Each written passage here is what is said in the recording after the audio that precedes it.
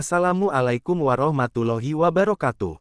Apa kabar semua saudara-saudaraku, sebangsa dan setanah air? Semoga kita semua diberi kesehatan, keselamatan, dan dilimpahkan segala anugerah kebahagiaan, dunia akhirat.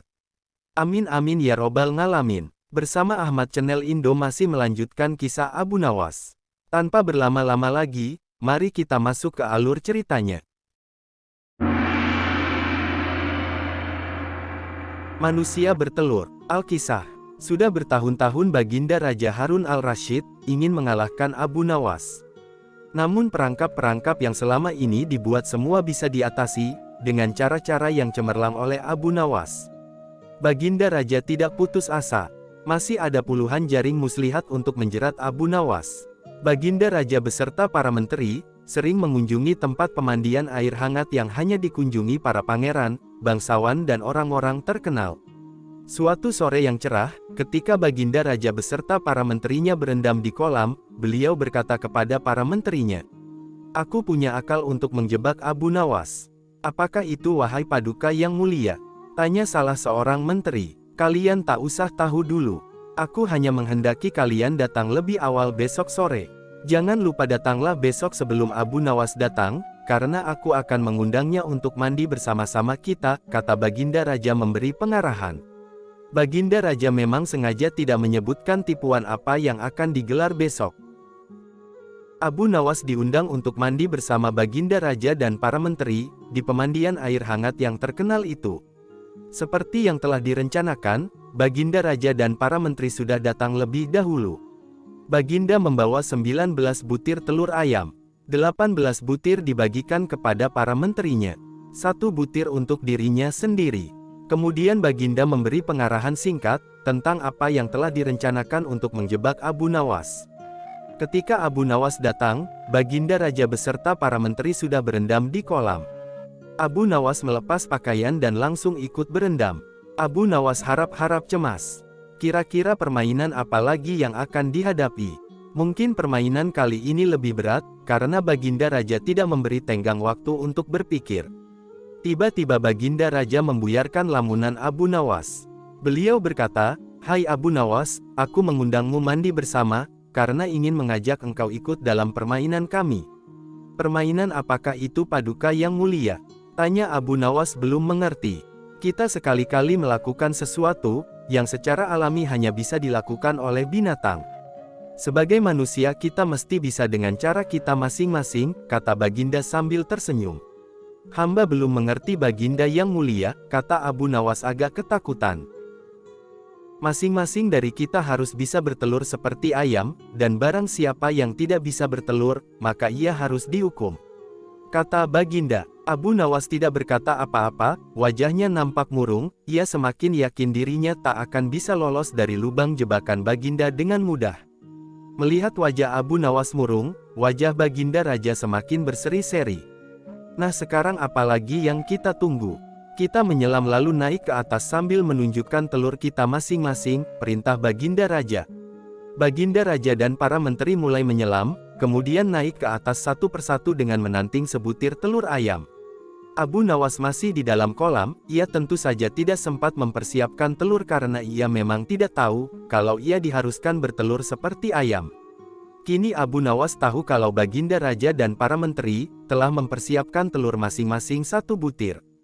Karena belum ada seorang manusia pun yang bisa bertelur, dan tidak akan pernah ada yang bisa. Karena dadanya mulai terasa sesak, Abu Nawas cepat-cepat muncul ke permukaan, kemudian naik ke atas. Baginda Raja langsung mendekati Abu Nawas. Abu Nawas nampak tenang, bahkan ia berlaku aneh, tiba-tiba saja ia mengeluarkan suara seperti ayam jantan berkokok keras sekali, sehingga Baginda dan para menterinya merasa heran. "Ampun tuanku yang mulia, hamba tidak bisa bertelur seperti Baginda dan para menteri," kata Abu Nawas sambil membungkuk hormat. "Kalau begitu engkau harus dihukum," kata Baginda bangga. "Tunggu dulu wahai tuanku yang mulia," kata Abu Nawas memohon. "Apalagi hai Abu Nawas," kata Baginda tidak sabar. "Paduka yang mulia, sebelumnya izinkan hamba membela diri.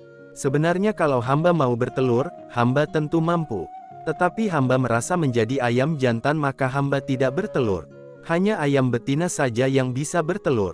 Kukuruyuuk, kata Abu Nawas dengan membusungkan dada. Baginda Raja tidak bisa berkata apa-apa. Wajah Baginda dan para menteri yang semula cerah penuh kemenangan kini mendadak berubah menjadi merah padam, karena menahan malu. Sebab mereka dianggap ayam betina. Abu Nawas memang licin, malah kini lebih licin daripada belut. Karena merasa malu, Baginda Raja Harun al-Rasyid dan para menteri segera berpakaian dan kembali ke istana, tanpa mengucapkan sepatah kata pun. Memang Abu Nawas yang tampaknya blow on itu, sebenarnya diakui oleh para ilmuwan, sebagai ahli mantik atau ilmu logika. Gampang saja baginya untuk membolak-balikkan keadaan, dan mempermainkan kata-kata guna menjatuhkan mental lawan-lawannya. Kisah selanjutnya, asmara memang aneh. Alkisah. Secara tak terduga, pangeran yang menjadi putra mahkota jatuh sakit. Sudah banyak tabib yang didatangkan untuk memeriksa dan mengobati, tapi tak seorang pun mampu menyembuhkannya. Akhirnya raja mengadakan sayembara. Sayembara boleh diikuti oleh rakyat dari semua lapisan, tidak terkecuali oleh para penduduk negeri tetangga. Sayembara yang menyediakan hadiah menggiurkan itu, dalam waktu beberapa hari berhasil menyerap ratusan peserta. Namun tak satu pun dari mereka ada yang sanggup, atau berhasil mengobati penyakit sang pangeran. Akhirnya sebagai sahabat dekat Abu Nawas, menawarkan jasa baik untuk menolong sang putra mahkota. Baginda Harun al-Rasyid menerima usul itu dengan penuh harap. Abu Nawas sadar bahwa dirinya bukan tabib, maka dari itu ia tidak membawa peralatan apa-apa. Para tabib yang ada di istana tercengang, melihat Abu Nawas yang datang tanpa peralatan yang mungkin diperlukan. Mereka berpikir mungkinkah orang macam Abu Nawas ini bisa mengobati penyakit sang pangeran. Sedangkan para tabib terkenal dengan peralatan yang lengkap saja tidak sanggup. Bahkan penyakitnya tidak terlacak. Abu Nawas merasa bahwa seluruh perhatian tertuju padanya. Namun Abu Nawas tidak begitu memperdulikannya. Abu Nawas dipersilahkan memasuki kamar pangeran yang sedang terbaring. Ia menghampiri sang pangeran dan duduk di sisinya. Setelah Abu Nawas dan sang pangeran saling pandang, beberapa saat kemudian, Abu Nawas berkata, "Saya membutuhkan seorang tua yang di masa mudanya sering mengembara ke pelosok negeri." Orang tua yang diinginkan Abu Nawas didatangkan. Sebutkan satu persatu nama-nama desa di daerah selatan, perintah Abu Nawas kepada orang tua itu. Ketika orang tua itu menyebutkan nama-nama desa bagian selatan, Abu Nawas menempelkan telinganya ke dada sang pangeran. Kemudian Abu Nawas memerintahkan agar menyebutkan bagian utara, barat dan timur. Setelah 81 desa disebutkan, semua bagian negeri disebutkan semua, Abu Nawas mohon agar diizinkan mengunjungi sebuah desa di sebelah utara. Raja merasa heran, "Engkau kuundang ke sini bukan untuk bertamasya. Hamba tidak bermaksud berlibur yang mulia," kata Abu Nawas. "Tetapi aku belum paham maksudnya," kata raja.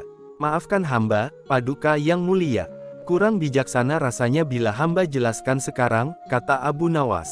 Abu Nawas pergi selama 2 hari.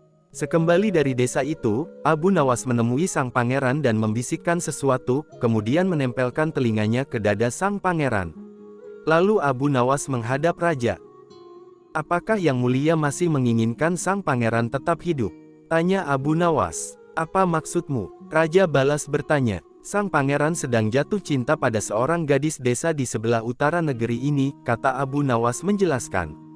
"Bagaimana kau tahu?" Ketika nama-nama desa di seluruh negeri disebutkan, tiba-tiba degup jantungnya bertambah keras ketika mendengarkan nama sebuah desa di bagian utara negeri ini.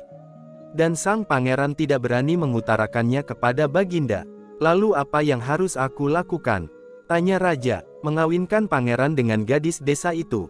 "Kalau tidak," tanya raja ragu-ragu, "cinta itu buta. Bila kita tidak berusaha mengobati kebutaannya, maka ia akan mati." Rupanya saran Abu Nawas tidak bisa ditolak. Sang pangeran adalah putra satu-satunya, yang merupakan pewaris tunggal kerajaan. Abu Nawas benar. Begitu mendengar persetujuan sang raja, sang pangeran berangsur-angsur pulih.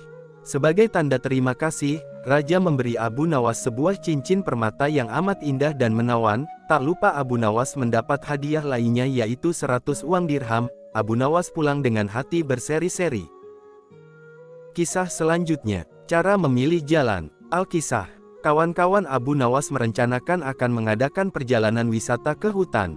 Tetapi tanpa keikutsertaan Abu Nawas, perjalanan akan terasa memenatkan dan membosankan. Sehingga mereka beramai-ramai pergi ke rumah Abu Nawas, untuk mengajaknya ikut serta. Abu Nawas tidak keberatan. Mereka berangkat dengan mengendarai keledai masing-masing sambil bercengkrama. Tak terasa mereka telah menempuh hampir separuh perjalanan. Kini mereka tiba di pertigaan jalan yang jauh dari perumahan penduduk. Mereka berhenti karena mereka ragu-ragu. Setahu mereka kedua jalan itu memang menuju ke hutan, tetapi hutan yang mereka tuju adalah hutan wisata.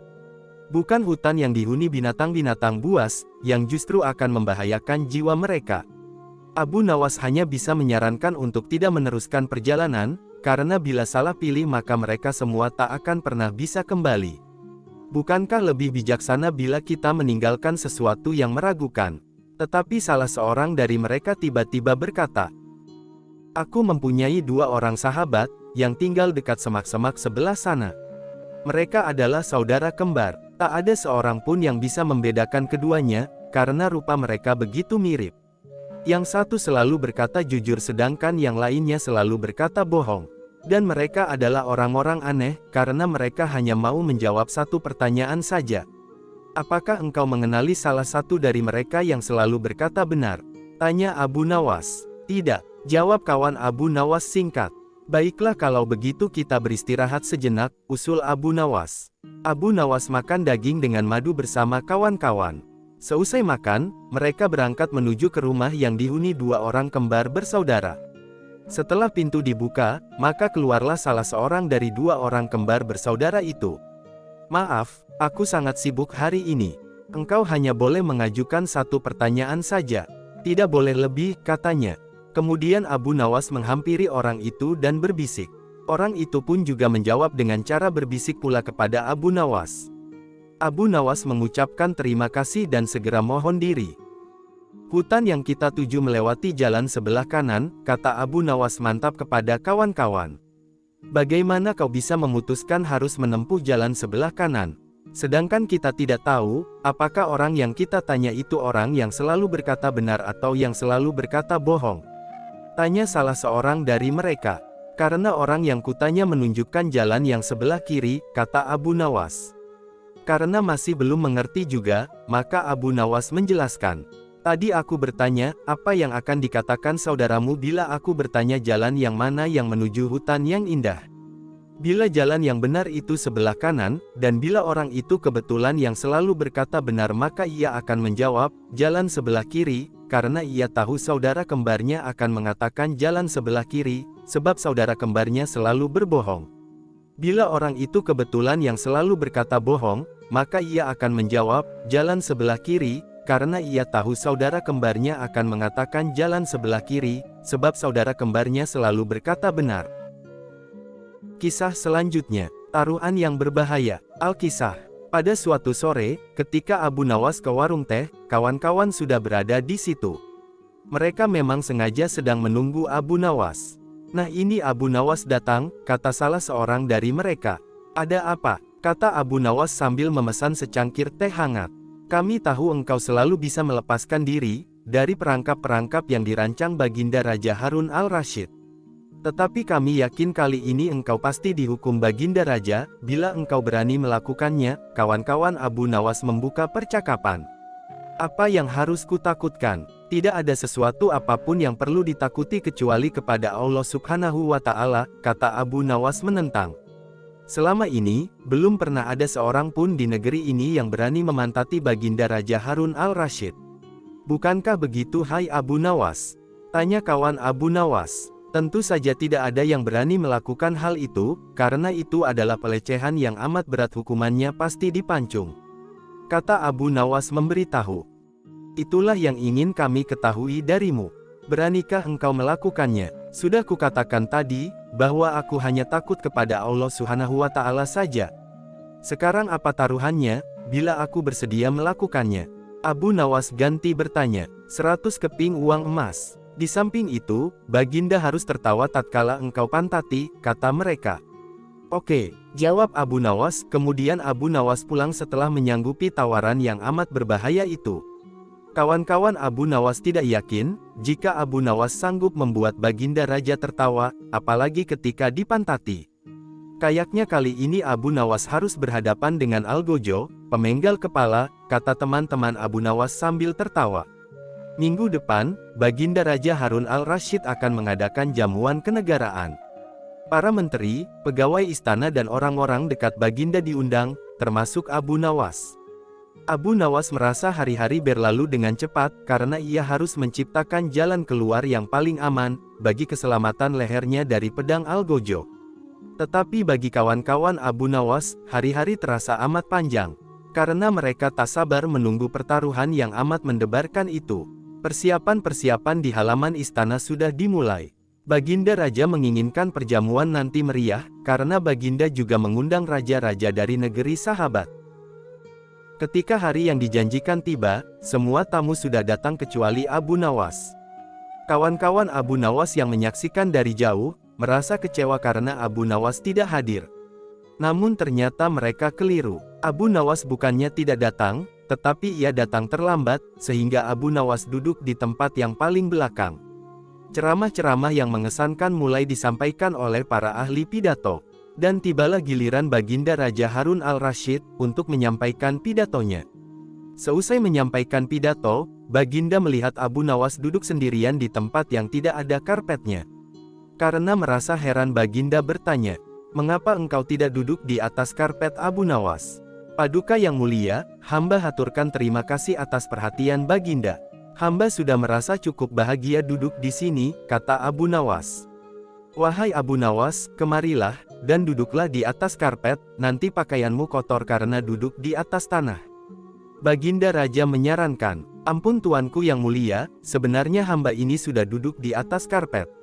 Baginda bingung mendengar pengakuan Abu Nawas.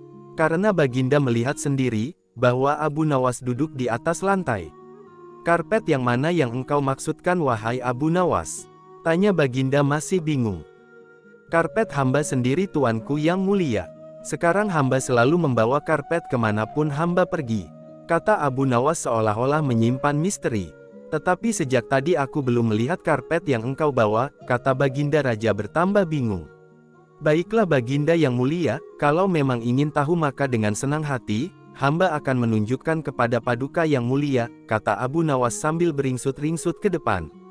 Setelah cukup dekat dengan Baginda, Abu Nawas berdiri, kemudian menungging menunjukkan potongan karpet yang ditempelkan di bagian pantatnya.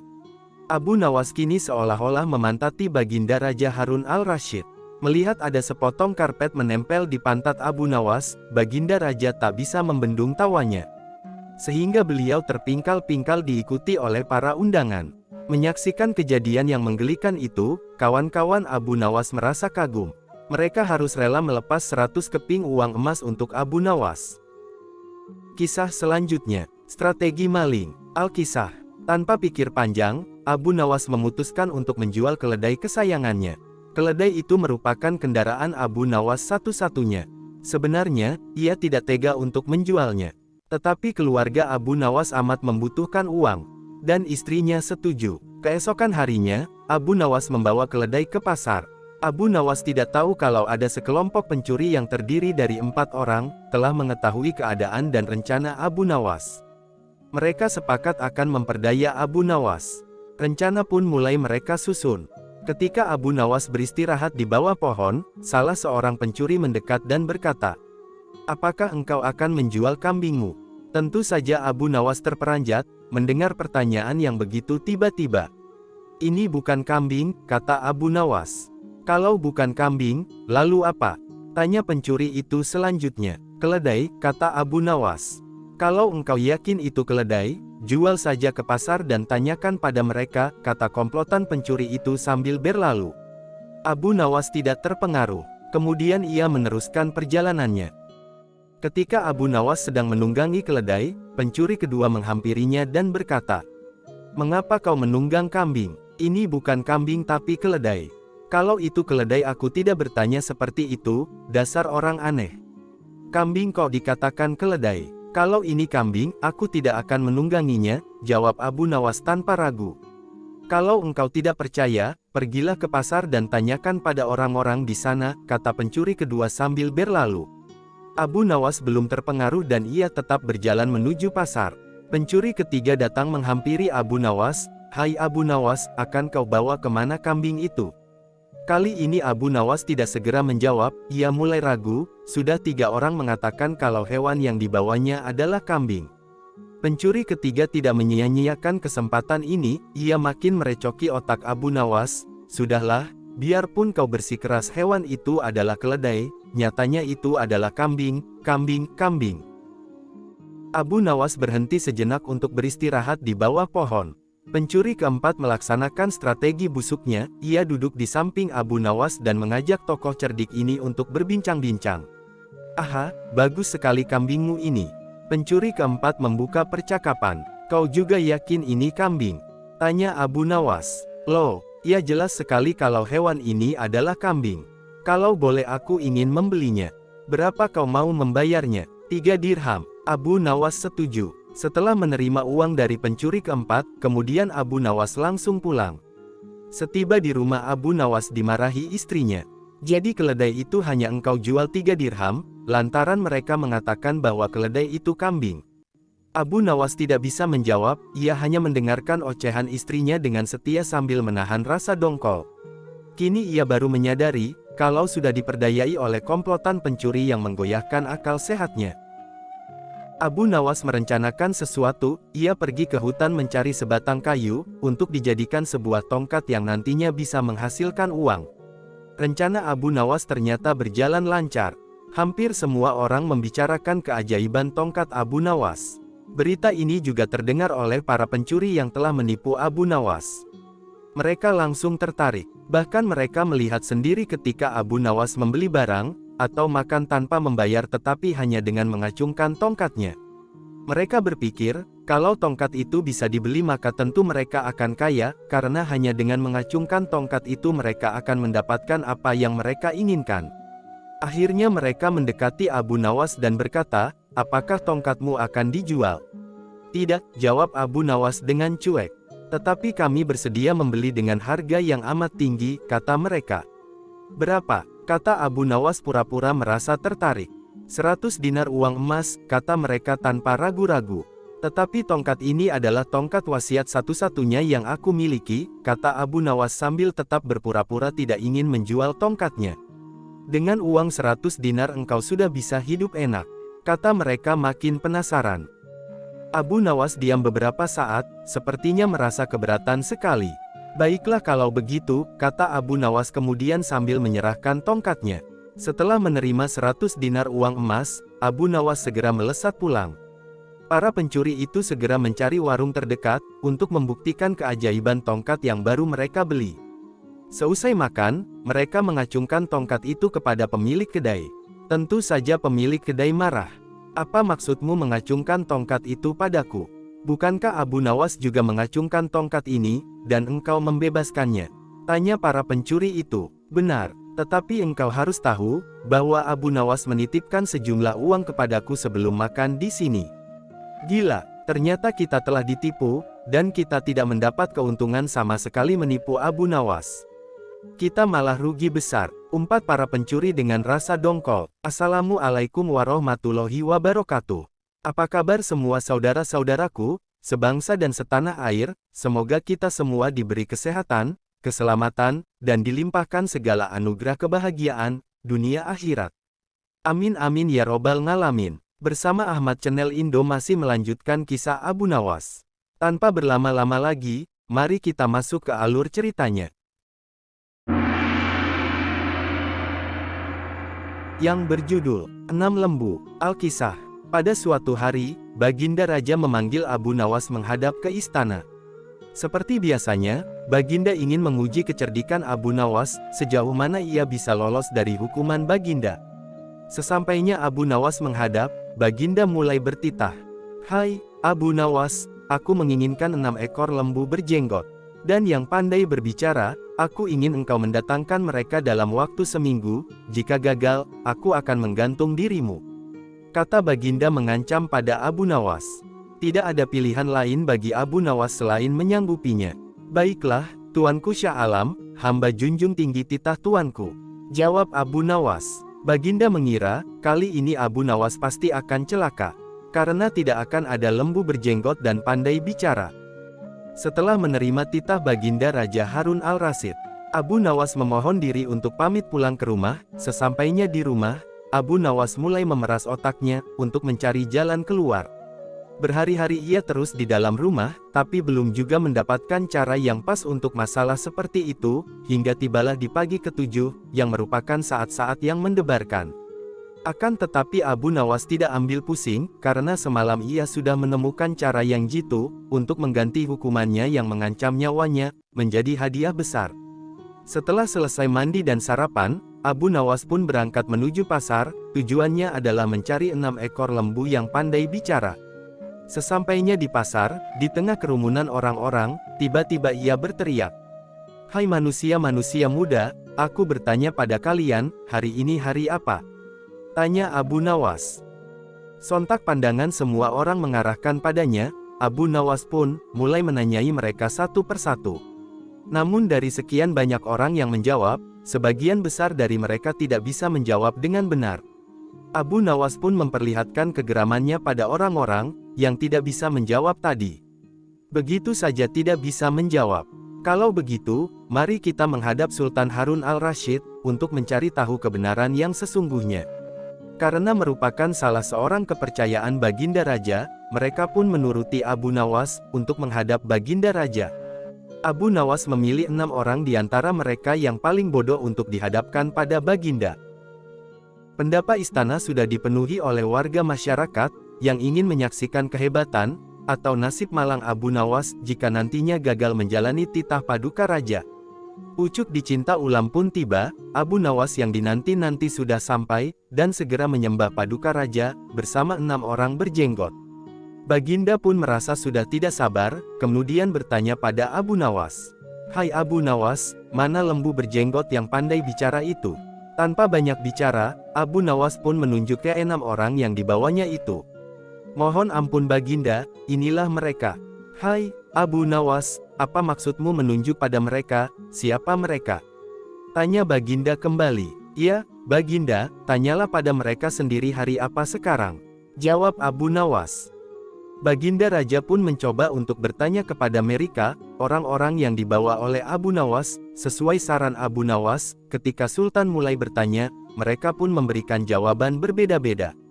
Abu Nawas lalu berkata, "Jika mereka manusia, tentunya tahu hari ini hari apa. Bagaimana jika Baginda, untuk menanyakan hari yang lain, akan tambah pusinglah mereka. Manusia atau hewankah mereka ini? Inilah lembu berjenggot yang pandai bicara itu, tuanku," kata Abu Nawas, yang sontak membuat tawa penonton pecah seketika. Dan kembali mau tidak mau, Abu Nawas telah lolos dari ancaman hukuman. Maka dari itu dengan sepantasnya, Sultan pun memberikan hadiah 2000 dinar kepada Abu Nawas. Kisah selanjutnya, air susu pemalu. Al-Kisah. Pada suatu malam, sang raja sangat murka, melihat pekerjaan pengawal kerajaan yang tidak beres. Setelah diselidiki, ternyata para pengawal itu sedang mabuk-mabukan, dan tertangkap basah oleh Baginda Raja. "Wahai pengawalku semua, sudah sering aku peringatkan kalian semua, agar engkau jangan mabuk-mabukan," ujar Baginda Raja. Para pengawal kerajaan terlihat begitu gemetar. Mereka menunduk, tidak berani menatap mata Baginda, karena merasa bersalah. "Dari mana kalian mendapatkan arak-arak itu?" tanya Baginda. Para pengawal terdiam tidak berani menjawab, hingga pada akhirnya, Baginda mengancam akan memberikan hukuman berat, barulah salah satu dari mereka mengakuinya. Akan tetapi, untuk lolos dari hukuman Baginda, mereka terpaksa berbohong dan melibatkan Abu Nawas dalam masalah tersebut. Karena mereka semua berpikir, jika Abu Nawas pasti bisa membantu mereka lolos dari hukuman sang Raja Harun al-Rasyid. "Ampun Baginda, Abu Nawaslah yang membawa arak-arak itu kepada kami, dan ia juga yang mengajari kami mabuk-mabukan," kata salah seorang pengawal. Meski sangat terkejut, Baginda tidak percaya begitu saja, jika Abu Nawas sampai bisa mengajak orang lain untuk melakukan perbuatan buruk seperti itu. Baginda tahu, jika itu adalah akal-akalan para pengawalnya saja, untuk bisa lolos dari hukuman. Tetapi sebagai seorang yang bijak dalam mengambil keputusan, Baginda tidak memiliki alasan untuk menolak pengakuan para pengawal sebelum mereka dapat membuktikannya. Keesokan harinya, berangkatlah beberapa pengawal kerajaan yang mabuk semalam ke rumah Abu Nawas. Sesampainya di rumah Abu Nawas, mereka kemudian memberitahukan maksud kedatangannya, menceritakan jika mereka sudah melibatkan Abu Nawas dalam masalah mereka. Bawalah botol ini ke hadapan sang raja, dan katakan semua ini atas perintahku. Kata pemimpin pengawal itu, tunggu dulu, dengan minuman arak ini, aku pasti akan dihukum oleh raja. Kata Abu Nawas, benar, tapi jika engkau berhasil lolos dari hukuman raja, aku akan memberimu sejumlah uang dinar. Ucap pengawal itu, untuk membuat kesepakatan dengan Abu Nawas. Lalu apa keuntunganmu, dengan memberiku sejumlah uang dinar? Tanya Abu Nawas. Jika engkau lolos dari hukuman raja, maka kami semua juga akan lolos.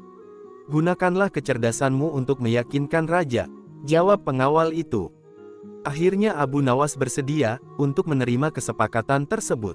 Dengan memegang sebotol arak berwarna merah, ia menghadap Baginda Raja Harun. Wahai Abu Nawas, apa yang engkau pegang itu? Tanya Baginda Raja. Ini susu Baginda, rasanya enak sekali. Jawab Abu Nawas dengan gugup. Oh ya, bagaimana mungkin air susu berwarna merah? Bukankah susu berwarna putih bersih? Kata Baginda keheranan, sambil mengambil botol yang dipegang Abu Nawas. Betul Baginda, semula air susu ini berwarna putih bersih. Saat melihat Baginda yang gagah rupawan, ia tersipu-sipu malu, dan menjadi merah merona. Jawab Abu Nawas, yang mencoba mengambil hati Raja Harun al-Rasyid, dengan menyebutnya seorang rupawan. Mendengar kata-kata Abu Nawas itu, Baginda kemudian tertawa terpingkal-pingkal, kemudian Baginda Raja meninggalkan Abu Nawas. Baginda Raja Harun al-Rasyid sebenarnya tahu bahwa yang di dalam botol itu adalah arak, dan Abu Nawas tidak bersalah, namun karena penyampaian Abu Nawas yang membanggakan hati, Baginda tidak memberikan hukuman kepada Abu Nawas, dan juga para pengawal. Baiklah, untuk kalian semua aku maafkan, akan tetapi, jika kalian ulangi lagi, maka hukumannya akan berlipat ganda. Titah sang raja pada para pengawal kerajaan.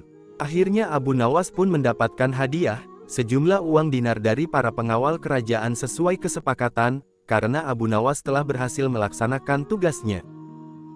Kisah selanjutnya, berhitung. Al-Kisah. Kecerdikan Abu Nawas memang sudah tidak diragukan lagi, bahkan, ketika Raja Harun al-Rasyid menghadapi masalah, tidak segan-segan Abu Nawas dipanggil sebagai salah seorang kepercayaannya, yang paling bisa diandalkan untuk menyelesaikan berbagai masalah. Suatu hari, di negeri Baghdad, digelarlah acara hajatan besar. Sang Raja Harun al-Rasyid pun berniat untuk merayakan pesta ulang tahun kerajaan, bersama-sama dengan seluruh rakyatnya. Pada hari yang telah ditunggu-tunggu tiba, rakyat Baghdad dikumpulkan di depan pendapa istana. Raja Harun sang penguasa berdiri dan berpidato di depan rakyatnya. Wahai rakyatku yang tercinta, hari ini kita akan mengadakan pesta ulang tahun kerajaan. Aku akan memberi hadiah kepada para fakir miskin, aku juga akan memberikan pengampunan kepada para tahanan di penjara, dengan mengurangi hukuman menjadi setengah dari sisa hukumannya. Seru Baginda kepada rakyatnya. Mendengar pidato sang raja, tentu saja rakyat Baghdad bersukaria. Mereka segera berpesta bersama-sama, dan menyantap aneka makanan yang telah disediakan oleh kerajaan. Tidak berapa lama kemudian, para pengawal istana membagi-bagikan hadiah kepada fakir miskin. Setelah dipastikan, seluruh rakyatnya yang fakir miskin mendapatkan hadiah, raja pun memanggil para tahanan. Tahanan pertama, yang mendapatkan kesempatan adalah bernama Sipolan. Hai Sipolan, berapa tahun hukumanmu? Tanya Baginda. 2 tahun Baginda. Jawab Polan. Sudah berapa tahun yang kamu jalani? Tanya Baginda lagi. 1 tahun Baginda. Jawab Polan. Kalau begitu, sisa hukumanmu yang 1 tahun, aku kurangi menjadi setengah tahun, sehingga hukumanmu tinggal 6 bulan saja. Tegas Baginda. Selanjutnya, dipanggillah Alibaba. Berapa tahun hukumanmu hai Alibaba? Tanya Baginda. Dengan wajah sedih, Alibaba menjawab. Mohon ampun Baginda, hamba dihukum seumur hidup. Jawab Alibaba dengan lesu. Mendengar jawaban Alibaba tersebut, Baginda menjadi bingung, aku harus menjawab apa untuk mengurangi hukuman Alibaba ini, batin Baginda Raja. Di tengah kebingungannya, raja yang terkenal bijaksana ini teringat dengan sahabatnya yaitu Abu Nawas. Akhirnya, dipanggillah Abu Nawas. Tidak berapa lama kemudian, Abu Nawas yang turut serta dalam pesta ulang tahun kerajaan itu, menghampiri sang raja yang sedang kebingungan itu. "Hai Abu Nawas, aku ada masalah mengenai hadiah pengampunan bagi Alibaba ini.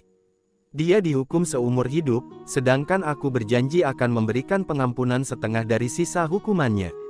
Padahal aku tidak tahu, sampai umur berapa Alibaba ini akan hidup. Sekarang aku minta nasihatmu, bagaimana caranya aku memberi pengampunan kepada Alibaba ini dari sisa hukumannya?" Jelas Baginda Raja. Mendengar penuturan Baginda Raja ini, Abu Nawas pun ikut bingung.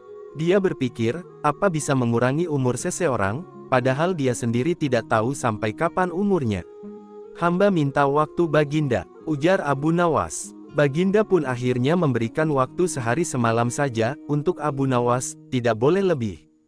Jadi, besok pagi Abu Nawas harus memberikan jawabannya. Sesampainya di rumah, Abu Nawas pun berpikir keras, untuk menemukan pemecahan masalah tersebut. Dia tidak bisa tidur karena selalu kepikiran akan hal itu. Namun, selang beberapa waktu, terlintaslah sebuah solusi di benaknya, akan permasalahan tersebut, ia pun dapat tidur nyenyak setelah itu. Pada pagi harinya, Abu Nawas pun pergi menghadap Baginda Raja, setelah berpamitan pada istrinya. Sesampainya di istana, ia langsung menghadap Baginda dan berkata, "Hamba sudah mendapatkan caranya Baginda, untuk memecahkan masalah si Alibaba ini Baginda. Begini Baginda, sebaiknya si Ali ini berada di luar penjara dan bisa bebas selama 1 hari, lalu pada esoknya, dia dimasukkan lagi ke dalam penjara selama 1 hari pula. Lusa juga demikian, sehari bebas, sehari di penjara, begitu berlangsung terus selama umur si Ali itu." Jelas Abu Nawas. Mendengar penuturan Abu Nawas, Baginda Raja tersenyum. "Engkau memang pandai Abu Nawas. Kalau begitu, kamu juga akan aku beri hadiah uang 100 dirham, ujar Baginda Raja kepada Abu Nawas. Dengan kecerdasannya ini, akhirnya Abu Nawas pulang dengan membawa hadiah dari Baginda Raja. Kisah selanjutnya, Surban Sakti. Al-Kisah. Pada suatu hari, di kerajaan yang dipimpin oleh Raja Harun al-Rasyid, telah terjadi huru-hara. Rakyatnya tidak lagi mendapat ketenangan seperti biasanya, karena telah terjadi penculikan dan pembunuhan yang misterius. Raja dan para prajuritnya, akhirnya mengetahui bahwa huru-hara tersebut bukan datang dari musuh, namun dari dalam istana sendiri yang diotaki oleh para menteri-menterinya. Namun, Raja sangat kesulitan untuk mencari siapa yang bersekongkol terhadap tindakan penculikan tersebut, dan pembunuhan tersebut, karena dia melihat bahwa para menterinya semuanya taat kepadanya. Maka dari itu, dipanggillah Abu Nawas, sebagai penasehat yang cerdas, yang pandai dan memiliki segudang cara, dalam menyelesaikan masalah. "Akhir-akhir ini aku sangat gelisah, terjadi kekacauan di sana-sini, sepertinya ada orang kepercayaanku, yang hendak mencoba menghancurkan kerajaanku. Apa ada yang salah dengan kepemimpinanku?" tanya Baginda kepada Abu Nawas. "Ampun beribu ampun Baginda, apa yang bisa hamba lakukan untuk membantu Baginda?" tanya Abu Nawas. "Begini wahai Abu Nawas, berilah cara kepadaku untuk menguji kesetiaan para menteriku," pinta Baginda Raja. "Baiklah Paduka, berilah hamba waktu sehari saja, agar bisa memikirkan caranya," ujar Abu Nawas. Abu Nawas pun kembali ke rumahnya.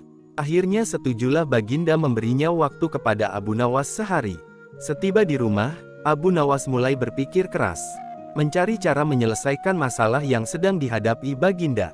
Malam pun semakin larut, tidak sadar ia pun tertidur lelap karena kelelahan berpikir seharian. Keesokan harinya, ketika hendak menunaikan sholat subuh, tanpa sengaja ia menemukan sehelai sorban yang berbau tidak sedap. Sorban itu memang telah lama tidak dicuci oleh istrinya. Dari situlah Abu Nawas menemukan sebuah cara atau ide jitu, untuk masalah Baginda Raja. Setelah siap menunaikan sholat subuh, di pagi hari buta, Abu Nawas langsung bergegas menuju istana kerajaan, untuk menghadap Baginda Raja Harun al-Rasyid, dengan membawa serta sorban yang sudah bau tadi. Abu Nawas pun menceritakan ide yang baru saja ia temukan pada Baginda Raja. Ide tersebut adalah memanfaatkan sorban yang bau, yang sudah dibawa serta.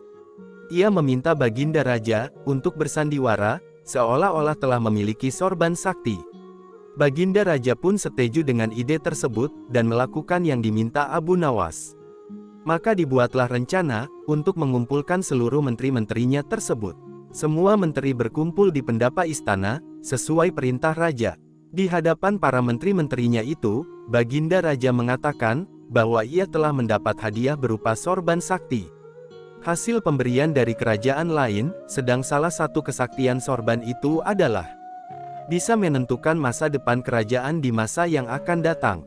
Lalu Baginda pun berseru, "Wahai para menteri-menteriku, bantulah aku untuk menentukan masa depan negeri ini." Seru sang raja. "Bagaimana caranya wahai Baginda Raja?"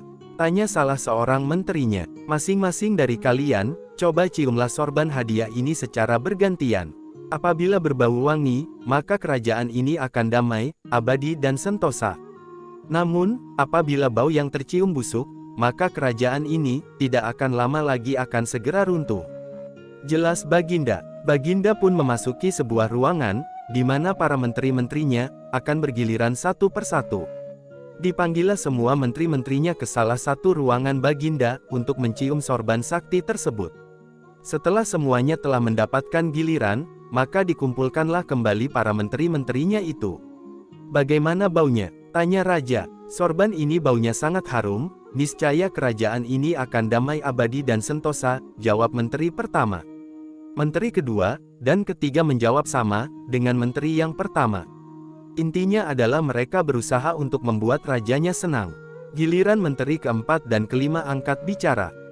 Di luar dugaan, menteri keempat dan kelima ini mengatakan bahwa sorban sakti tersebut baunya busuk dan menyengat hidung. Mendengar pernyataan menteri keempat dan kelima itu, Baginda Raja akhirnya membuka rahasia, bahwa sorban yang dikiranya sakti tersebut adalah milik Abu Nawas, yang sudah usang dan tidak dicuci lama sekali.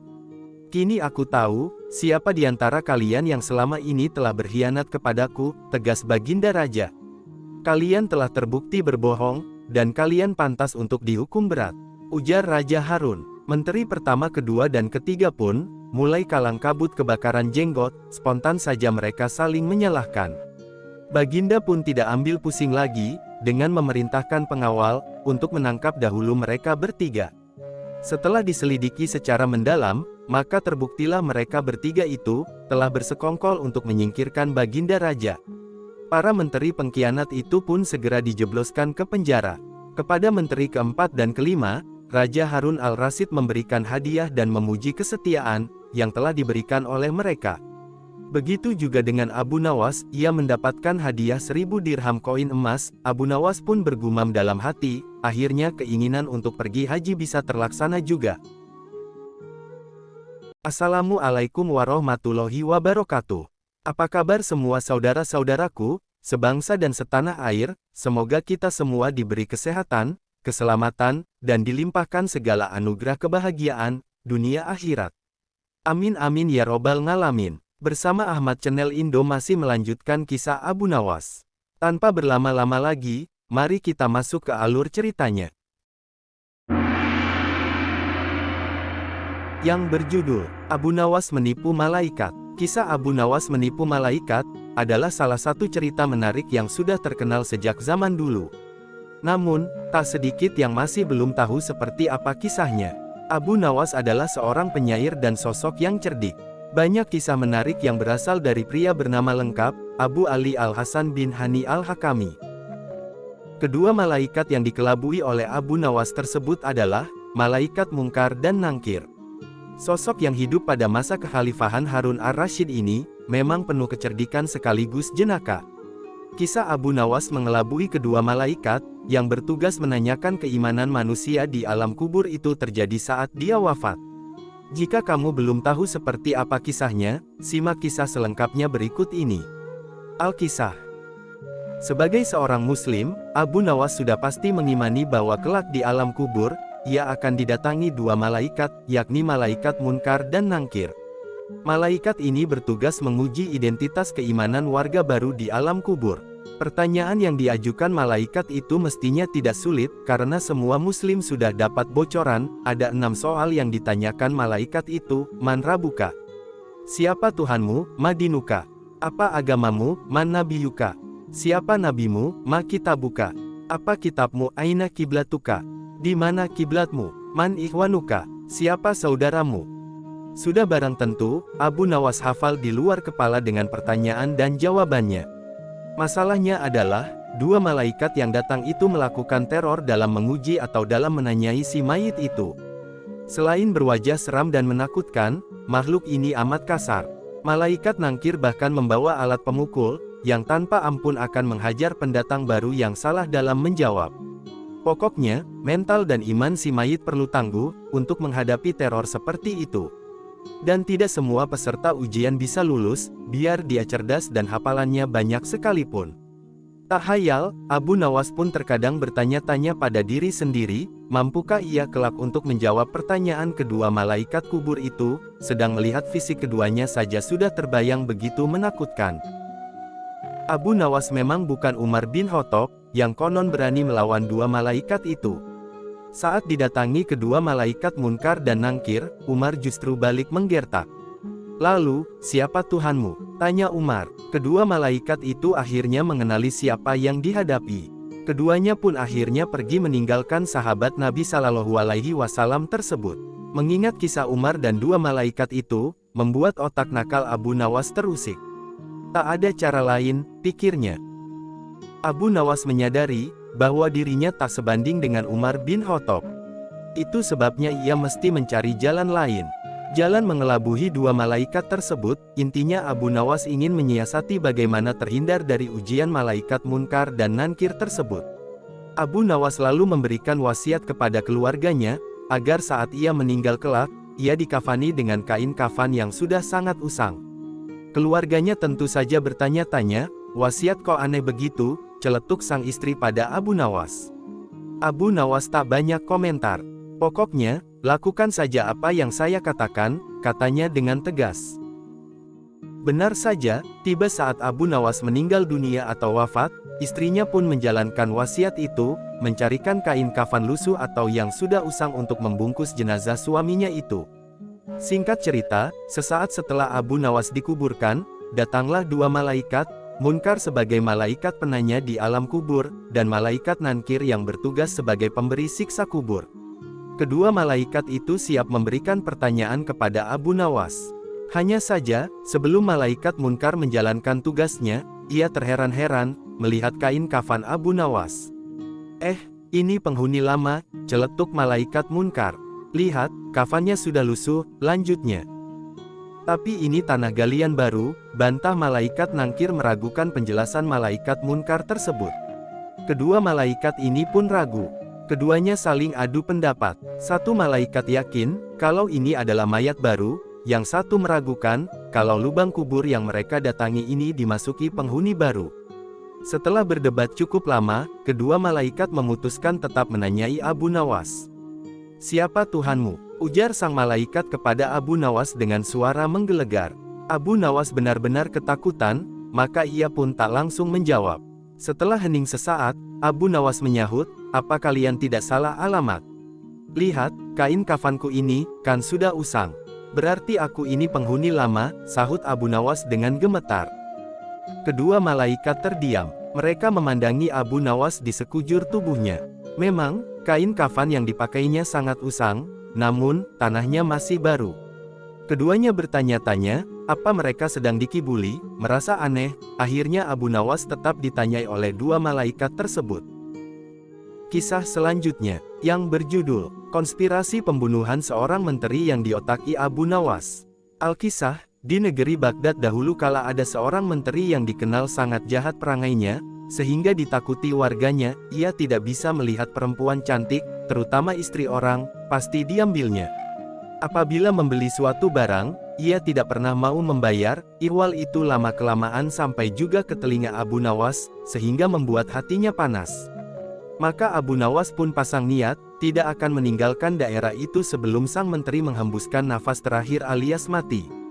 Kemudian Abu Nawas berangkat ke tempat menteri itu tinggal, dan sengaja menyewa rumah yang berdekatan untuk melakukan investigasi. Setelah beberapa hari bergaul dengan penduduk di situ, ia pun kenal dengan sang menteri, dan bahkan bersahabat dengan baik dengan sang menteri. Begitu baiknya pendekatan yang dilakukannya, sampai-sampai menteri itu tidak bisa mencium rencana busuk Abu Nawas. Abu Nawas boleh masuk dan keluar rumah itu dengan bebas, sehingga ia tidak menaruh curiga sama sekali kepadanya. Di dalam rumah itu, Abu Nawas melihat sebuah tiang gantungan yang digunakan untuk menggantung orang-orang yang bersalah kepada menteri itu. Cara menggantungnya pun dengan cara yang sadis, yaitu kaki di atas dan kepala di bawah. Dalam posisi demikian, orang itu dipukuli sampai mati. Dengan demikian, memanglah betul berita-berita yang aku dengar tentang menteri ini, kata Abu Nawas dalam hati, nantikanlah, aku pasti akan membalas. Hai anak muda, teriak Abu Nawas, kepada seorang pemuda tampan yang sedang menggiring seekor lembu gemuk. Apakah lembu itu akan dijual? Tanyanya kemudian. Pertemuan itu terjadi ketika Abu Nawas berjalan-jalan di sebuah sudut desa itu. Lembu ini tidak dijual, jawab si pemuda, karena ini warisan bapak hamba. Lebih baik lembu itu dijual saja, Abu Nawas mencoba merayu. Kalau laku dengan harga tinggi, kamu bisa berdagang, sehingga uang itu menjadi banyak. Betul juga kata tuan, jawab si pemuda setelah berpikir sejenak. Namun untuk menjualnya hamba harus berkonsultasi dengan ibu di rumah, kalau ibu setuju boleh tuan membelinya. Itu akan lebih baik, ujar Abu Nawas.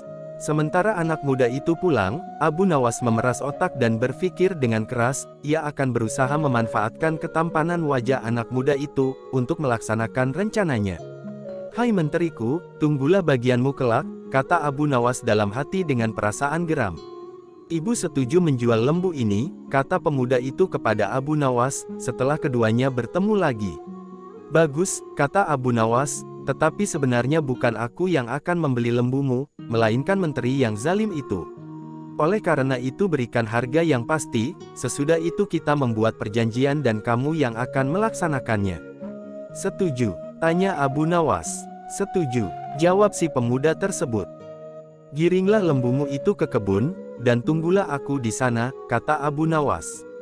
Aku akan ke rumah menteri itu dan setelah itu aku menemuimu. Hai menteri, ada seorang pemuda yang akan menjual seekor lembu gemuk, kata Abu Nawas kepada menteri itu. Jika Anda tertarik, silahkan Anda beli dengan harga yang pantas, tidak mahal, mari kita ke kebun itu. Berapa harganya? Tanya si menteri begitu sampai di kebun, ia sangat tertarik dan ingin segera membelinya. 50 dinar, jawab si pemuda. Boleh ditawar? Tanya si menteri. Tidak bisa, karena lembu ini warisan bapak hamba, jawab si pemuda. Baik, pasti ku bayar harga itu, ujar si menteri. Maka disodorkan ujung tali pengikat lembu kepada menteri, namun ketika ditarik ternyata kosong. Rupanya diam-diam Abu Nawas telah melepas binatang itu, namun karena harga telah disepakati, pemuda itu meminta bayarannya. Mana lembunya? Tanya si menteri. Masa hanya talinya? Aku tidak sudi membayar. Keduanya pun berbantah-bantahan dengan sengitnya. Aku minta bayarannya, kata si pemuda. Kalau tidak mau bayar, kembalikan lembuku. Apa yang mesti ku bayar, dan apa yang harus ku kembalikan, kilah si menteri.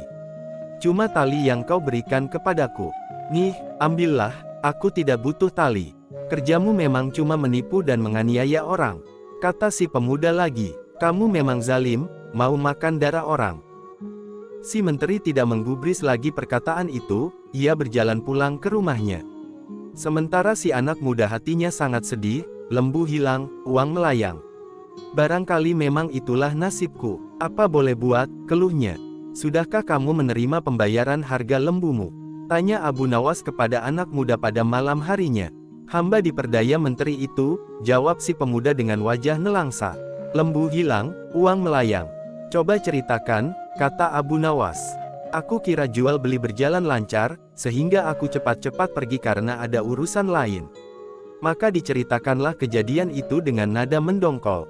Sialan menteri itu, ujar si pemuda. Oh begitu, kata Abu Nawas. Jangan sedih, insya Allah aku akan membantu. Kemudian Abu Nawas minta si pemuda bersedia melaksanakan rencana, yang telah disusunnya untuk membunuh si menteri zalim itu. Keesokan harinya jam 7 malam, seorang wanita cantik berhenti di depan rumah si menteri zalim, ia tampak membuang sesuatu yang dicabut dari kakinya. Hai Adinda, dari mana gerangan asalmu? Tiba-tiba muncul suara dari sudut yang gelap. Suara itu ternyata milik menteri, yang saat itu juga sedang berjalan-jalan di depan rumahnya. Hatinya amat girang, begitu melihat wajah cantik yang tiba-tiba muncul di depan matanya. Hamba orang desa, tadi ketika berjalan bersama suami, kaki hamba tertusuk duri. Hamba terpaksa berhenti untuk menarik duri dari kaki, suami hamba tidak mau menunggu dan hamba ditinggal di sini. Hamba tidak tahu jalan pulang ke rumah, kata si perempuan itu dengan penuh iba, lalu ia pun menangis. Jika Adinda mau, silahkan mampir ke rumah hamba sambil menunggu suami Adinda. Barangkali dia sekarang sedang mencari Adinda, bujuk si menteri. Jangan takut, hiburnya. Hamba takut kepada istri dan pelayan-pelayan tuan, kata perempuan muda itu. Kalau begitu, silahkan Adinda duduk di sini, Kanda akan menyuruh istri pergi ke rumah ibunya bersama pelayan-pelayan itu, kata si menteri. Maka sang menteri pun tergopoh-gopoh masuk ke rumahnya. Hai Adinda, katanya kepada sang istri. Sekarang ini sebaiknya Adinda pergi ke rumah ibu, karena sudah lama rasanya Adinda tidak ke sana. Jika demikian kehendak Kakanda, baiklah hamba ke sana, jawab istri si menteri. Hai Adinda, kata si menteri kepada perempuan muda itu setelah rumah kosong. Silahkan masuk ke rumah hamba, karena istri dan semua pelayan telah pergi. Baiklah, kata perempuan muda itu mengikuti langkah si menteri. Di dalam rumah dilihatnya tali gantungan seperti yang diceritakan Abu Nawas. Menteri itu mendorong si perempuan muda ke kamar dan mengajak tidur, namun ia mencoba menolak sambil merajuk. Sebelum kita tidur, cobalah Kakanda bergantung sebentar pada tali itu, rayunya. Seumur hidup hamba belum pernah melihat orang bergantung di tali. Karena terdorong oleh nafsu syahwat yang menggelora, permintaan itu dituruti si menteri. Tolong Adinda pegang tali gantungan ini kuat-kuat, jangan dilepaskan, katanya. Menteri itu kemudian memasukkan badannya ke dalam tali gantungan, setelah itu si perempuan gadungan melepaskan tali yang dipegangnya sehingga badan si menteri menggantung dengan posisi kaki di atas dan kepala di bawah. Si perempuan pun mengeluarkan sebuah pentungan lalu memukul badan dan kepala si menteri zalim itu sambil berujar, Hai menteri zalim, aku bukan perempuan, akulah pemilik lembu yang kau tipu, sekarang terimalah pembalasanku. Aku minta harga lembuku, ayo bayar, bayar, buk, buk, buk, darah segar mengalir dari mulut, hidung dan telinga menteri itu, sehingga ia tidak sadarkan diri. Mampuslah kau, teriak si pemuda itu. Mengira bahwa si menteri sudah mati, masuklah perempuan palsu itu ke dalam rumah, dan menjarah barang-barang yang ada. Sesudah itu barulah ia pulang dengan menggondol harta kekayaan si menteri zalim. Di tempat lain si istri menteri mendapat firasat buruk, hatinya berdebar-debar keras. Ada apa gerangan di rumahku? Hatinya bertanya-tanya, ia pun bergegas pulang ke rumah. Setiba di rumah ia menjerit-jerit histeris lantaran dilihatnya suaminya tergantung pingsan, dengan kepala berdarah dan harta bendanya ludes. Ketika tali gantungan dilepas, ternyata suaminya masih bernafas, meski terengah-engah. Kemudian dipercikkan air mawar ke sekujur tubuhnya dan kepala menteri hingga siuman dan membuka matanya. Ya suamiku, ucap si istrinya sambil menangis meratapi nasib suaminya. Kenapa Kanda bisa begini? Si menteri tidak bisa segera menjawab pertanyaan itu, tapi lambat laun setelah kesadarannya mulai pulih, ia pun bisa menceritakan semua yang dialaminya. Setelah itu ia jatuh sakit. Abu Nawas khawatir demi mendengar kabar itu, buru-buru ditemui si anak muda itu di rumahnya.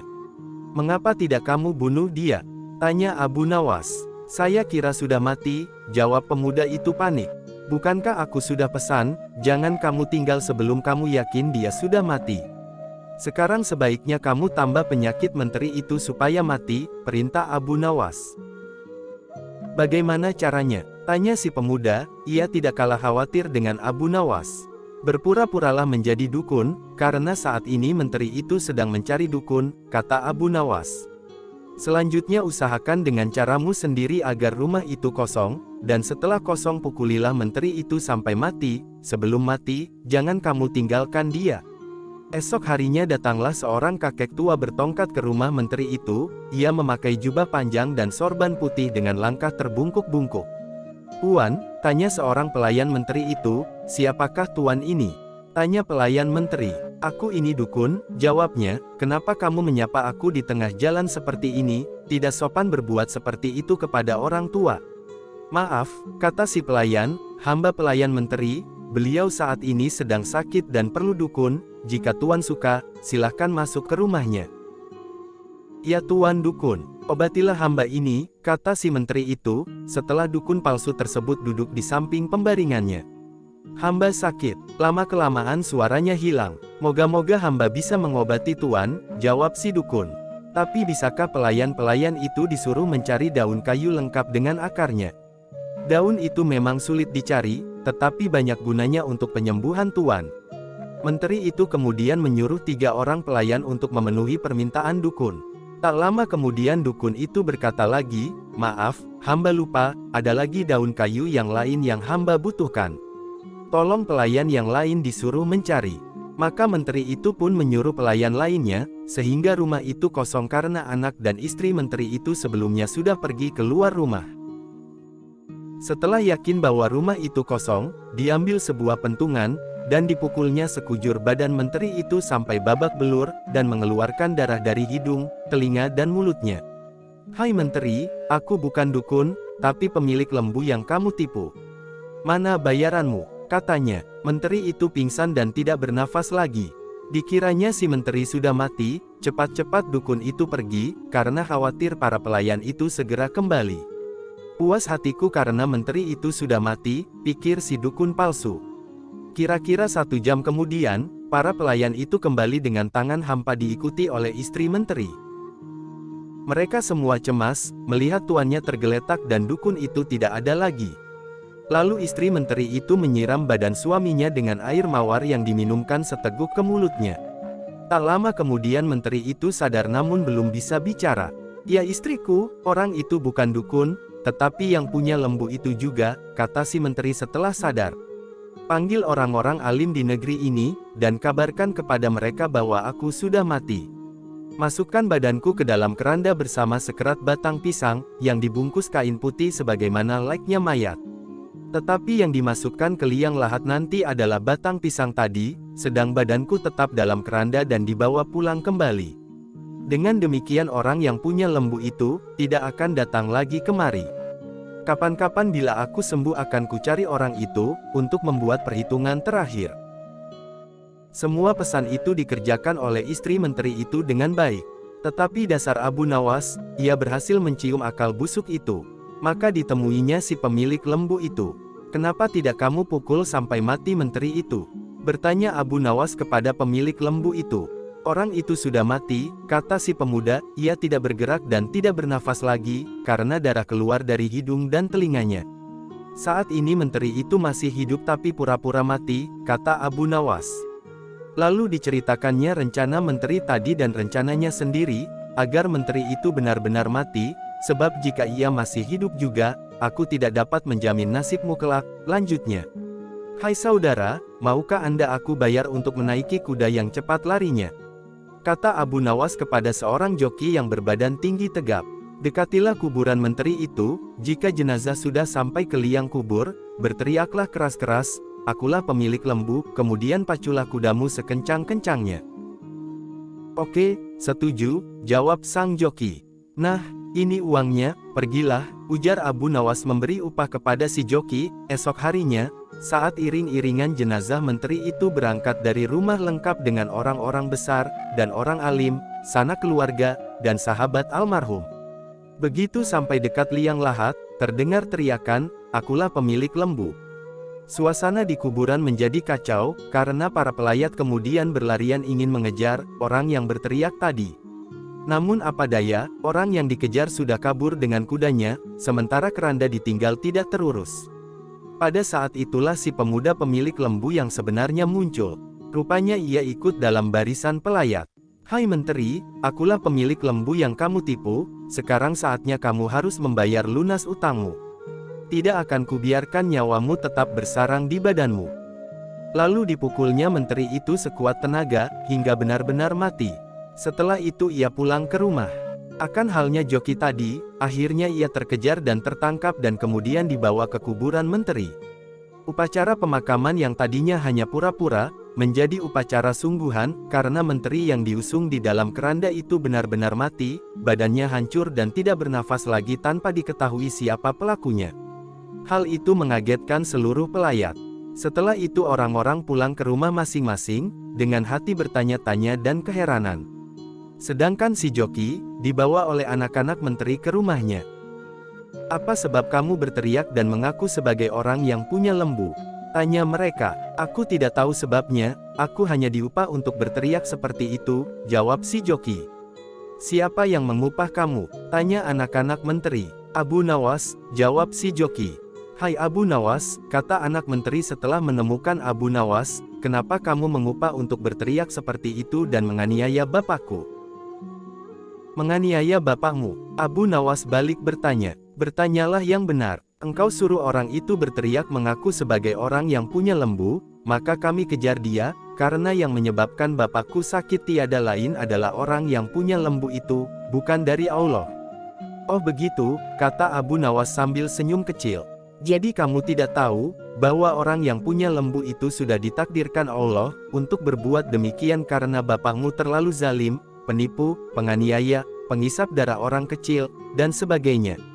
Rasanya tidak usah diperpanjang masalah ini, yang akan membuatmu malu besar, lebih baik kamu doakan saja agar bapakmu diampuni Allah Subhanahu wa Ta'ala."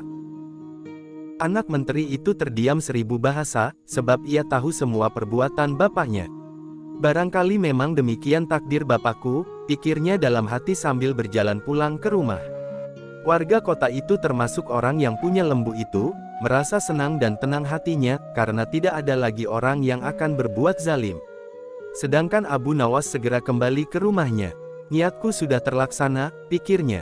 "Siapa tahu barangkali Khalifah Harun al-Rasyid sedang menanti kedatanganku ke istana beliau. Lagi pula aku juga sudah sangat rindu kepada Baginda Sultan," ucap Abu Nawas dalam hati. Assalamualaikum warahmatullahi wabarakatuh. Apa kabar semua saudara-saudaraku, sebangsa dan setanah air? Semoga kita semua diberi kesehatan, keselamatan, dan dilimpahkan segala anugerah kebahagiaan, dunia akhirat.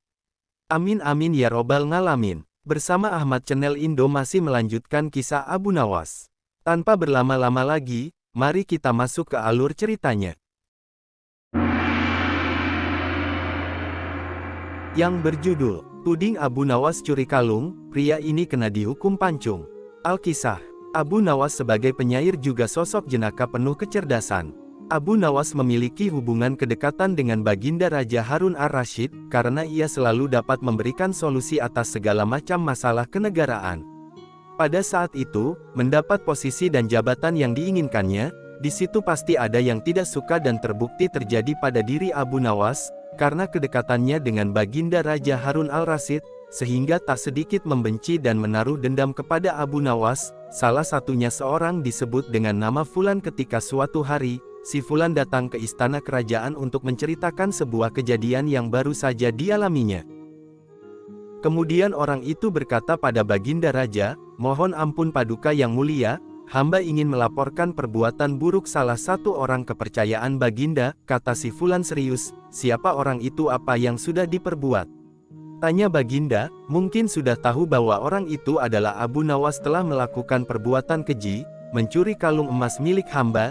Jawab dengan nada sedih. Kemudian Baginda Raja meminta si Fulan untuk menceritakan kronologi kejadian yang sebenarnya. "Paduka yang mulia, Abu Nawas memang sudah lama mengincar kalung emas milik hamba, ia hanya ingin membeli kalung tersebut, namun tidak menjualnya," jelas si Fulan.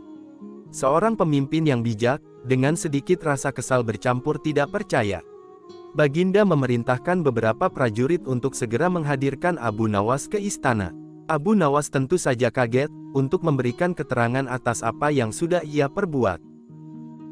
Abu Nawas mengatakan, "Ampun Baginda, apa ada buktinya? Orang ini membawa selendang milikmu." Baginda sembari menunjuk ke selendang Abu Nawas yang dibawa si Fulan. Kemudian bertanya, memang benar pemilik selendang itu Abu Nawas? Menurut Abu Nawas, sudah 2 hari ini selendang tersebut hilang dicuri oleh seseorang. Abu Nawas berusaha untuk memberikan pembelaan, akan tetapi usahanya itu sia-sia, karena pada akhirnya dia dijebloskan ke penjara. Singkat cerita, setelah proses persidangan Abu Nawas divonis hukuman mati. Untuk menunggu hukuman mati karena terlalu banyak pengaduan yang disampaikan orang itu kepada Baginda Raja. Esoknya Abu Nawas digiring ke sebuah lapangan oleh beberapa pengawal kerajaan, untuk dihukum mati. Baginda Raja lalu menanyakan permintaan Abu Nawas sebelum dihukum mati. "Hamba sedang tidak bergurau, Paduka," kata Abu Nawas. Dengan kata-kata tersebut, tentu saja membuat Raja semakin tertawa terpingkal-pingkal, karena menilai Abu Nawas adalah seorang yang aneh. Baginda tertawa, Abu Nawas berteriak dengan lantang minta dihukum pancung. "Hamba minta dihukum pancung," teriak Abu Nawas membuat semua orang di sekitar lapangan kaget, dan mereka heran kenapa Abu Nawas membuat keputusan itu. Baginda mulai curiga, mulai berpikir menelaah tentang maksud kalimat permintaan terakhir dari Abu Nawas. "Baginda, hamba dihukum pancung. Jika memang itu pilihan hamba benar, maka hamba siap dihukum pancung. Di manakah letak kesalahan pilihan hamba, sehingga hamba harus dihukum gantung? Padahal hamba kan memilih dihukum pancung." Abu Nawas membuat Raja tercengang. Baginda Raja menyadari dan mengakui kehebatan Abu Nawas. Sehingga hukuman mati kepada Abu Nawas pun ditangguhkan, sampai dilakukan penyelidikan lebih lanjut. Melalui proses yang panjang, beberapa hari berikutnya, para hakim memutuskan jika Abu Nawas telah difitnah oleh si Fulan. Abu Nawas kemudian dilepaskan dari penjara, sedangkan si Fulan harus rela tidur di balik jeruji besi, sampai beberapa tahun ke depan, akibat fitnah sehingga batunya kena si Fulan sendiri. Kisah selanjutnya, menanak nasi di atas pohon, cara Abu Nawas memperjuangkan keadilan bagi si miskin. Alkisah, ada seorang saudagar di Baghdad yang mempunyai sebuah kolam yang airnya terkenal sangat dingin. Konon, tidak seorang pun yang tahan berendam di dalamnya berlama-lama, apalagi hingga separuh malam. "Siapa yang berani berendam semalam di kolamku, aku beri hadiah 10 dirham, kata saudagar itu menyebar sayembara. Ajakan tersebut mengundang banyak orang untuk mencobanya. Namun tidak ada yang tahan semalam, paling lama hanya mampu sampai sepertiga malam. Pada suatu hari, datang seorang pengemis kepadanya. "Maukah kamu berendam di dalam kolamku ini semalam? Jika kamu tahan aku beri hadiah 10 dirham, kata si saudagar. "Baiklah, akan kucoba," jawab si pengemis. Kemudian dicelupkannya kedua tangan dan kakinya ke dalam kolam. Memang air kolam itu dingin sekali. "Boleh juga," katanya kemudian. "Kalau begitu nanti malam kamu bisa berendam di situ," kata si saudagar. Menanti datangnya malam, si pengemis pulang dulu ingin memberitahu anak istrinya, mengenai rencana berendam di kolam itu. "Istriku," kata si pengemis sesampainya di rumah. "Bagaimana pendapatmu, bila aku berendam semalam di kolam saudagar itu, untuk mendapat uang 10 dirham? Kalau kamu setuju, aku akan mencobanya." "Setuju," jawab si istri mengiyakan. "Moga-moga Tuhan menguatkan badanmu." Kemudian pengemis itu kembali ke rumah saudagar. "Nanti malam jam 8 kamu boleh masuk ke kolamku dan boleh keluar jam 6 pagi, kata si saudagar. "Jika tahan akan ku bayar upahmu." Setelah sampai waktunya masuklah si pengemis ke dalam kolam. Hampir tengah malam, ia kedinginan sampai tidak tahan lagi dan ingin keluar. Tetapi karena mengharap uang upah 10 dirham, ditahannya maksud itu sekuat tenaga. Ia kemudian berdoa kepada Tuhan agar airnya tidak terlalu dingin lagi. Ternyata doanya dikabulkan, ia tidak merasa kedinginan lagi. Kira-kira jam 2 pagi anaknya datang menyusul, ia khawatir jangan-jangan bapaknya mati kedinginan. Hatinya sangat gembira, ketika dilihat bapaknya masih hidup. Kemudian ia menyalakan api di tepi kolam dan menunggu sampai pagi. Siang harinya, pengemis itu bangkit dari kolam dan buru-buru menemui si saudagar untuk minta upahnya. Namun saudagar itu menolak membayar. "Aku tidak mau membayar, karena anakmu membuat api di tepi kolam, kamu pasti tidak kedinginan." Si pengemis tidak mau kalah. "Panas api itu tidak sampai ke badan saya, selain apinya jauh, saya kan berendam di air, masa api bisa masuk ke dalam air? Aku tetap tidak mau membayar upahmu," kata saudagar itu ngotot. "Sekarang terserah kamu, mau melapor atau berkelahi denganku, aku tunggu." Dengan perasaan dongkol pengemis itu pulang ke rumah, sudah kedinginan setengah mati, tidak dapat uang lagi, ucapnya dengan hati marah dan sedih. Ia kemudian mengadukan penipuan itu kepada seorang hakim. Hakim itu malahan membenarkan sikap sang saudagar. Lantas ia berusaha menemui orang-orang besar lainnya untuk diajak bicara, namun ia tetap disalahkan juga. Kemana lagi aku akan mengadukan nasibku ini, kata si pengemis dengan nada putus asa. Ya Allah, Engkau jugalah yang tahu nasib hambamu ini, mudah-mudahan, tiap-tiap orang yang benar Engkau menangkan. Doa keluh kesahnya dalam hati, ia pun berjalan mengikuti langkah kakinya dengan perasaan yang semakin dongkol. Di tengah kegalauannya itu, ia bertemu dengan Abu Nawas di sudut jalan. Hai, hamba Allah, tegur Abu Nawas, ketika melihat pengemis itu tampak sangat sedih. Mengapa Anda kelihatan murung sekali? Padahal udara sedemikian cerah. Memang benar hamba sedang dirundung malang, jawab si pengemis, lantas diceritakan musibah yang menimpa dirinya. Jangan sedih lagi, kata Abu Nawas ringan, begitu mendengar cerita si pengemis. Insya Allah aku dapat membantu menyelesaikan masalahmu. Besok datanglah ke rumahku dan lihatlah caraku, niscaya kamu menang dengan izin Allah. Terima kasih banyak, Anda bersedia menolongku, kata si pengemis dengan mata berbinar. Lantas keduanya berpisah. Abu Nawas tidak pulang ke rumah, melainkan menghadap Baginda Sultan di istana. Apa kabar, hai Abu Nawas? Sapa Baginda Sultan begitu melihat batang hidung Abu Nawas. Ada masalah apa gerangan hari ini? Kabar baik, ya Tuanku Syekh Alam, jawab Abu Nawas. Jika tidak keberatan, silakan Baginda datang ke rumah hamba, sebab hamba punya hajat. Kapan aku mesti datang ke rumahmu? Tanya Baginda Sultan. Hari Senin jam 7 pagi, Tuanku, jawab Abu Nawas. Baiklah, kata Sultan, aku pasti datang ke rumahmu.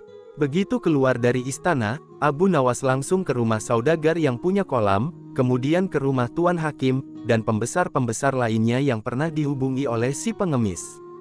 Kepada mereka Abu Nawas menyampaikan undangan untuk datang ke rumahnya Senin depan. Singkat cerita, hari Senin pun tiba.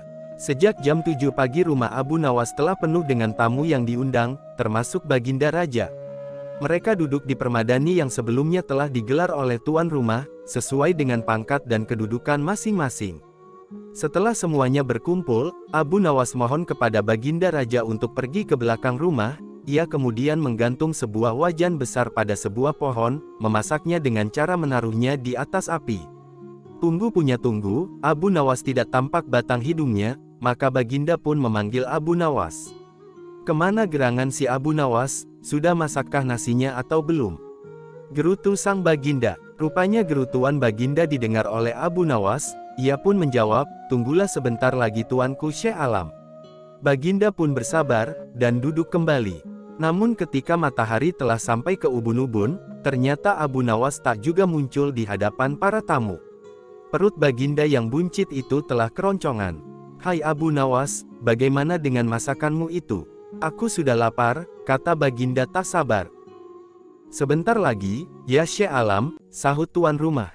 Baginda mencoba bersabar, ia kemudian duduk kembali, tetapi ketika waktu zuhur sudah hampir habis, tak juga ada hidangan yang keluar. Baginda tak sabar lagi, ia pun menyusul Abu Nawas di bagian belakang rumah, diikuti tamu-tamu lainnya. Mereka mau tahu apa sesungguhnya yang dikerjakan tuan rumah. Ternyata Abu Nawas sedang mengipas-ngipas api di tungkunya. Hai Abu Nawas, mengapa kamu membuat api di bawah pohon seperti itu? Tanya Baginda Raja dengan heran. Abu Nawas pun bangkit, demi mendengar pertanyaan Baginda. Ya Tuanku Syekh Alam, hamba sedang memasak nasi, sebentar lagi juga masak, jawabnya, menanak nasi. Tanya Baginda, mana periuknya? Ada, Tuanku, jawab Abu Nawas sambil mengangkat mukanya ke atas. Apa? Tanya Baginda keheranan. Mana? Ia mendongakkan wajahnya ke atas mengikuti telunjuk Abu Nawas. Tampak di atas sana sebuah periuk besar bergantung jauh dari tanah. Hai, Abu Nawas, sudah gilakah kamu? Tanya Baginda Raja. Memasak nasi bukan begitu caranya, periuk di atas pohon, apinya di bawah. Kamu tunggu 10 hari pun beras itu tidak bakalan jadi nasi, ucap Baginda Raja pada Abu Nawas. Begini Baginda, Abu Nawas berusaha menjelaskan perbuatannya. Ada seorang pengemis berjanji dengan seorang saudagar, pengemis itu disuruh berendam dalam kolam yang airnya sangat dingin, dan akan diberi 10 dirham, jika mampu bertahan 1 malam. Si pengemis setuju, karena mengharap upah 10 dirham dan berhasil melaksanakan janjinya. Tapi si saudagar tidak mau membayar, dengan alasan, anak si pengemis membuat api di pinggir kolam. Lalu semuanya diceritakan kepada Baginda Raja lengkap sesuai yang diceritakan pengemis itu pada Abu Nawas, dengan sikap Tuan Hakim dan para pembesar yang membenarkan sikap si saudagar. Itulah sebabnya hamba berbuat seperti ini, ujar Abu Nawas. Boro-boro nasi itu akan matang, sergah Baginda Raja dengan cemberut. Airnya saja tidak bakal panas, karena apinya terlalu jauh. Demikian pula halnya si pengemis, kata Abu Nawas lagi, ia di dalam air dan anaknya membuat api di tanah jauh dari pinggir kolam. Tetapi saudagar itu mengatakan, bahwa si pengemis tidak berendam di dalam air karena ada api di pinggir kolam, sehingga air kolam jadi hangat. Saudagar itu wajahnya pucat pasi, ia tidak dapat membantah kata-kata Abu Nawas. Begitu pula para pembesar itu, karena memang demikian halnya. Sekarang aku ambil keputusan begini, kata Baginda Raja. Saudagar itu harus membayar si pengemis 100 dirham, dan dihukum selama 1 bulan karena telah berbuat salah kepada orang miskin.